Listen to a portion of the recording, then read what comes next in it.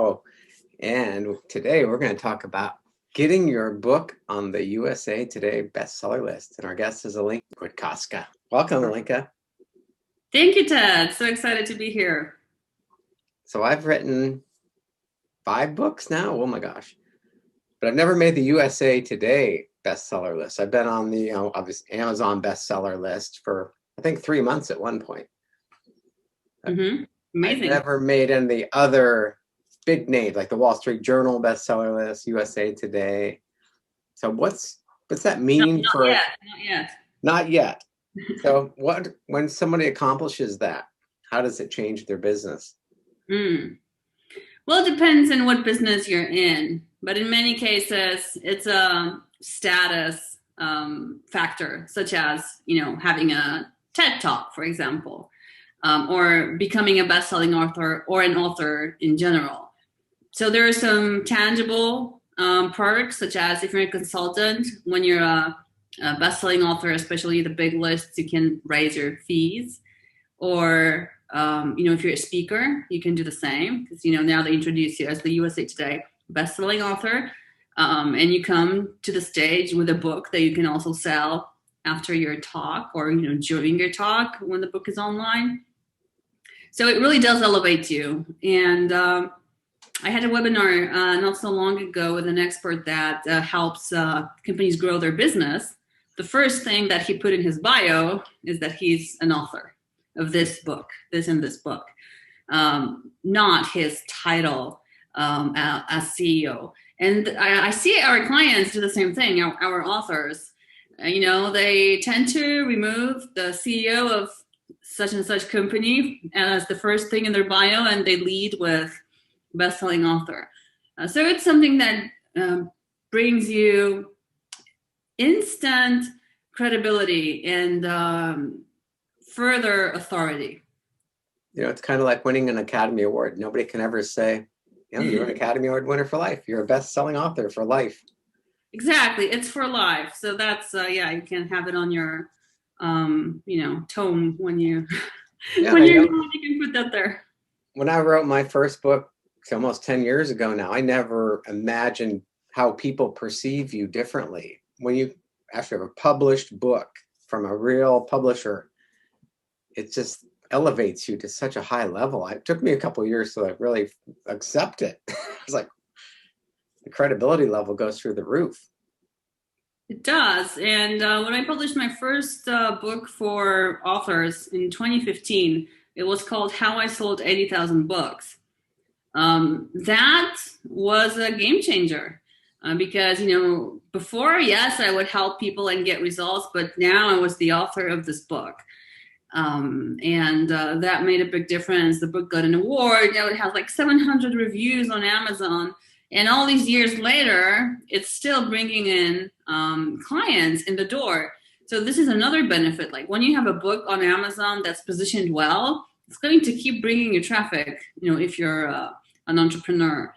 And, that's the beauty. Years and years after it's been out, if you've done the positioning right. And, when you're working with a professional, you're probably going to have it done right. Mm-hmm. So do you need a certain type of book, a business book, or is it fiction or nonfiction? Which ones work best to get on USA Today bestseller list? Right. So for USA Today, it can be anything, any type of book. The way USA Today works, so it's important to understand the criteria before we start looking at how to get on the list. Every week, USA Today publishes 150 top-selling books in the US of any genre. And in order to get there, what are the criteria, apart from being the top 150? Being a top 150, that means usually that you've sold about 6,000 copies that week. Mm-hmm. That week, 6,000 copies. And 500 of them have to be on a retailer other than Amazon. So in other words, your book has to be wide, available in multiple places, by multiple, at least one other than Amazon. Only US sales count. It can be a solo book or it can be an anthology. So you can have a joint effort going on. And all the co-authors are become USA Today best-selling authors. So that's for USA Today. For Wall Street Journal is more for business books, some other nonfiction. You need probably, depending on the week, you might be able to pull it off with 3,000 sales, so not as many. Mm-hmm. It's due to the fact that we're narrowing down the genre, so it's not for fiction books. And then you have New York Times. The New York Times list is an editorial list, which means that the books are curated, which means that even if you hit the sales numbers, let's say you have 10,000 sales, you're on the Wall Street Journal list.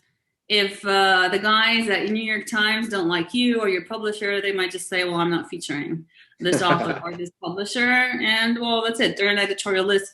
Very few people know that, but it's an important distinction, which is why we do not guarantee New York Times bestseller status, whereas we can guarantee USA Today or Wall Street Journal because we know what to do to hit the sales numbers.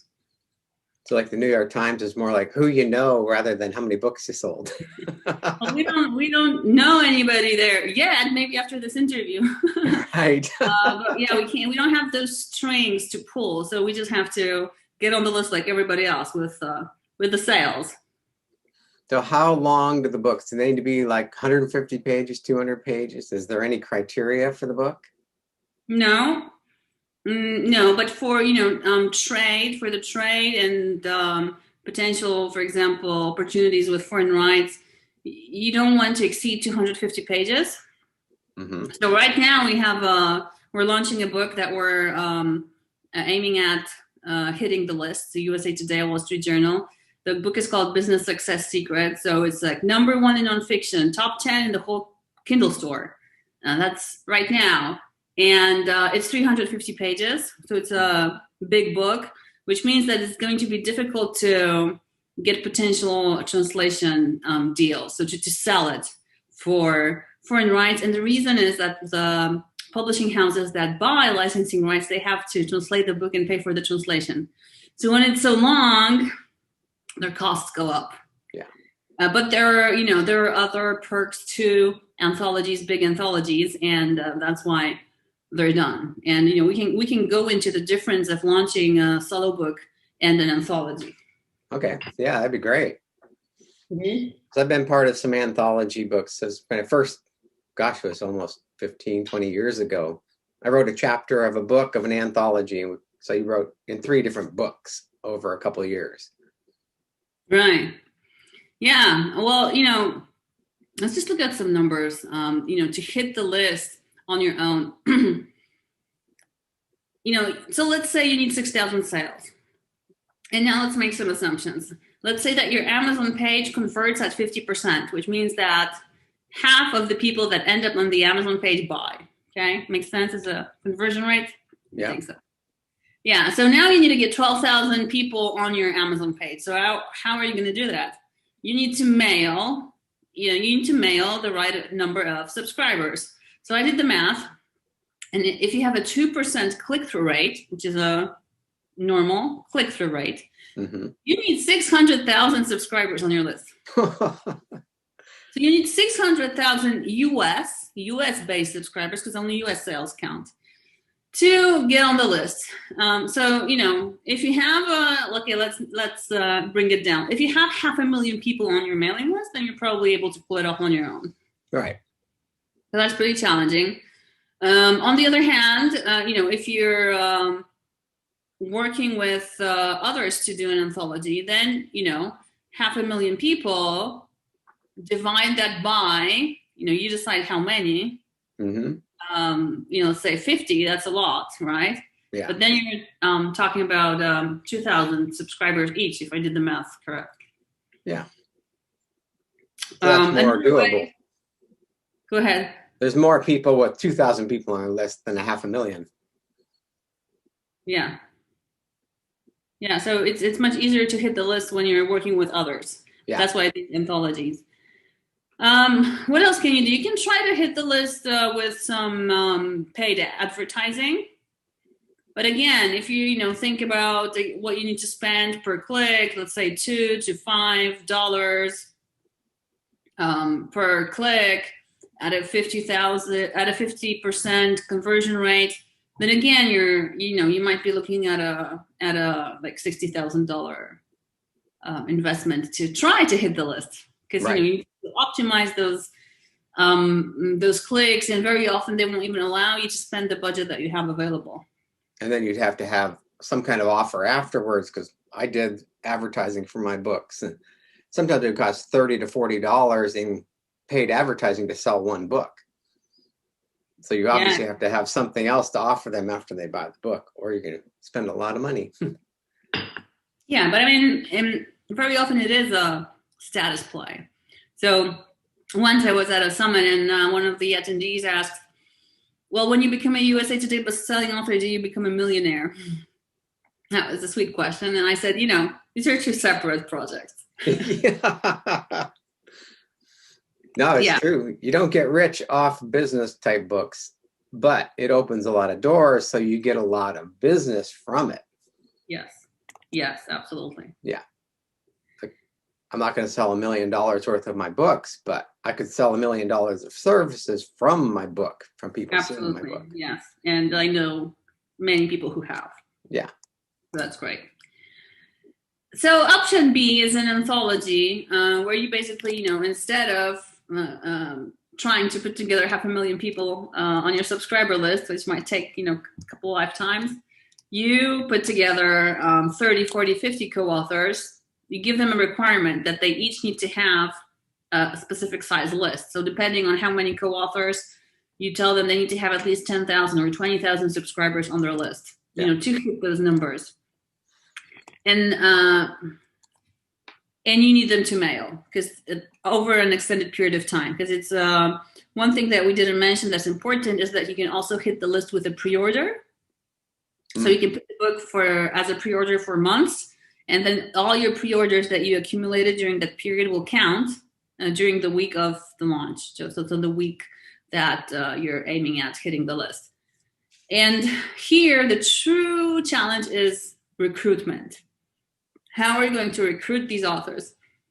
Some of them you're not going to know, and you want them to tell you their list size and to commit to mailing multiple times. You also want them to pitch into an ads budget, because whenever somebody invests money, they're much more committed to whatever they're investing in. So that's really important, even if that's not a huge budget. Like in one of my efforts, I had $500, and people each had to invest, and they still had to mail multiple times to their list over a long period of time. That was Write and Grow Rich. This book here, Write and Grow Rich, you can see USA Today, Wall Street Journal bestseller. We hit the list. It was a huge effort. huge effort. And then, you have to manage those 30 authors. It's like herding cats. Mm-hmm. You're becoming a manager of this project. Like if you're an entrepreneur, you have your own business, forget about it. Now you're the project manager of this project. It's pretty challenging, but it can be done. Mm-hmm. I've seen these fail, and here's why.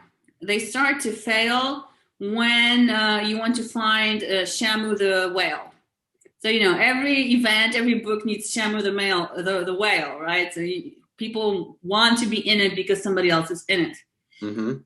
The problem is that if you start inviting people like that and not charging, not asking them to mail just because they're a big name, they're not going to. You're going to lower your standards, start accepting more and more people like that, and then you're going to end up with 5 who will actually mail, and that's not going to be enough. Right. So for this book, there were no Shamus. Everybody was, full-on participating author, pitching in with, the ad spend, and committing to mailing. So actually, they had to sign a form that they're going to mail. Mm-hmm. And even though, I was so careful to make sure everybody was committed, it was still the 20-80, Pareto principle. 20% of the people in this, 20%, I'm not going to say which 20%, 20% brought in 80% of the sales. Yep. It So works that's out that way every time, it seems anyway. like. Yeah, that keeps coming back, doesn't it? I like the idea of having a shared ad budget, though, but you're basically running ads, so the book's going to sell. Yeah, so that's on top of the mailing. Mm-hmm. Yeah, but this was so stressful that I came up with for me and for the other authors, but I haven't seen anybody do it successfully afterwards. So I came up with an idea of a anthology as a service, where basically all co-authors need to do is submit a chapter and pay, and we take care of the rest. So, since it's based on sales, the lists are, most of the lists Right. are based on sales, and we know what to do to get sales, and then we're able to hit the list. And so basically, the co-authors participating can, the way to look at it is to look at, I'm pitching in. This is a huge investment to do this. Right. It's very expensive to do the whole marketing campaign. So we just spread out the costs over all of the authors and keep some change because we're managing the whole thing. Mm-hmm. And this seems to be a model that's working really well. So we have 5 launches this year that are already scheduled in, already in the calendar, set in stone, because with all the promotions behind these launches, we need to have them already scheduled. So we're scheduled all the way until the fall, like 6-7 months ahead. I like that idea because it's I get a lot of love letters after these. it's hard enough writing a book, but then marketing the book is even harder, and most people don't know how to do that. So if you can do it for them, it's great. You just write me a chapter and we'll do the rest. Yeah, exactly. That's it. Yeah. So when I did my books, the publisher gives me a certain number of books to sell on my own. So they give me like 2,000 books. Does that count against my 6,000 books, or is that not counted? Yeah, that would be on top of it. So that would basically help you get a better rank on the list. Okay. So we encourage that. We say, you don't have to do anything. But if you want to, then we're talking about a higher position on the list. Yeah. So basically you can buy 1,000 books that you can resell or give away. Right. No, you can't really do that because bulk purchases, and that's a really good point, bulk purchases don't count. So you really want individual buyers to buy on Amazon. And, when you have lists of people or even organizations, but then, the organization would sort of want to send a mailing to the employees to each get a book. Right. So we want them to be individual purchases because bulk purchases are tricky. Okay. Because that's why I thought, I bought 2,000 books, but it didn't really count. But I'm selling those books. I'm basically free book plus shipping and handling. Right. So that doesn't count against my grand total. Yeah, but it doesn't. I mean, actually, I think few people know that because recently I was on a podcast where the very famous entrepreneur and about to launch a book. And after that, I was just asking, what's your thing? What are you working on? And he told me, this book. And I'm like, okay, great. Well, so what's the goal? And he says, the list. He wants to hit the list. I'm like, well, because based on what you're doing on your website, people ordering off of your website doesn't look like you're going to hit that goal. I mean, you're going to make some revenue and, get the book into many people's hands and, grow your business, but that's not going to get into the algorithms that will make you hit the list. And so that was like what? Right. Because you pretty much break even or lose money when you're selling from like I'm doing. So it's the back end offers that generate the revenue for me. Right. And I'm all for giving a book away for free. Like how I sold 80,000 books has been for free forever. And I'm more than happy to do that because, I know that It's all coming back to me in the back end. Yeah. But it depends on your goals. So whenever somebody's like, give me advice on my book launch, I'm like, sure. What are your goals? What are your goals? What do you want to accomplish? And based on that, the advice changes. Right. Exactly. Yeah, it's the best business card, I have to say. When I give that to people at conferences or I can sell it from the stage when I'm speaking at engagements, it's like, it's credibility. It is. And, there's been plenty of stories of these, two guys sitting together at a flight, and, the one says, so what do you do? And the other one gives him the book, this is what I do. And then after a couple of days, gets a phone call and is invited to speak at their event. And then they do a joint venture and put together a business and then sell it for, $1 billion, all because of a book. There's plenty of stories like that. But I have actually a real story that's just happening. I mean, yeah, that was a representation of many stories, but I have a story that happens basically every day in my business. And that's when we talk to potential clients.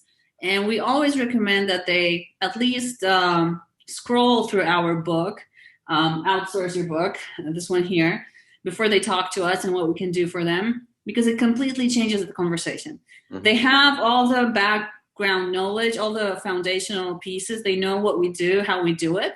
So the conversation is really, how their situation is different and how we can help them. We don't have any basic questions like, so what do you do? That's all being taken care of through the book. And, it's an authority builder. So I don't do many sales calls. I have a team, but I still do some. And I think I will always do some because it's just so important to stay close to the business. Yeah. But the sales calls that I do, the first thing that I hear is how people are impressed because of what they read on the website or what they read in the book. And so the book does all the work for me. I don't have to brag about anything when I come to the sales call, when people read the book. So, I mean, it's like having an MC that presents you and, does the whole build up before you come to the stage. Like, you don't have to say anything. You just do your show. And so that's an MC working for you day and night. It's pre-selling. Yeah. By the time they actually talk to you, it's like, oh, yeah, I want this. Exactly. Take my money. Right. I think the coolest thing when I wrote my first book, my friends or people just started sending me pictures of my book on bookshelves in bookstores around the world. It was so cool. It's like, hey, here's Ted's book. That's amazing. Yeah. And people telling you, you're everywhere. Right. I'm afraid to open the and that perception just goes through the roof. It's awesome. Yes, yeah, definitely. So how can people get a hold of you and talk to you about writing their books? I know a lot of people want to write a book. They don't know where to get started. Right. Yeah, the best place is to go to our website, leaderspress.com.